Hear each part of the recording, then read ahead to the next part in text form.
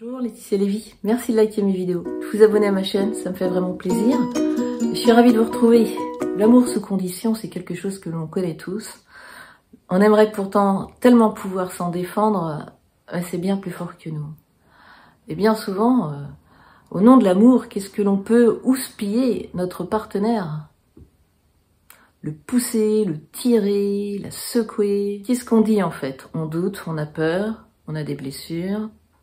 Qu'est-ce qu'on dit? Si tu m'aimais, eh ben tu réagirais pas comme ça. Si tu m'aimais, tu me comprendrais. Si tu m'aimais, t'aurais pas fait ça. Ça c'est clair.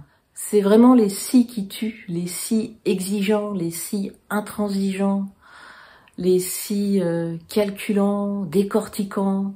Et en même temps derrière, ok, il y a une extrême souffrance qui est pas vue, qui est propre à soi, c'est ses blessures à soi. C'est ses doutes, c'est ses croyances. Et c'est ces doutes et ces croyances qu'il faut aller voir en soi et pas balancer sur l'autre. Parce qu'on est vraiment deux mondes distincts. Est-ce que vous pouvez être absolument certain que parce que il ou elle a réagi de cette manière, il ou elle ne vous aime pas?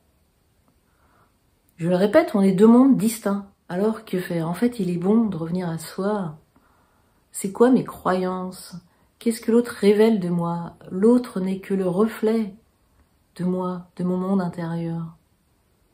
Et l'autre, bien sûr, est le révélateur de mes propres blessures et de mes croyances. Donc c'est chouette d'aller voir ce qui se passe chez moi, sans l'accuser. Et si c'est plus fort que vous, si vous voyez que malgré tout, vous pouvez pas arrêter, c'est vraiment qu'il y a un mécanisme qui date de l'enfance, c'est qu'il y a un enfant, en fait.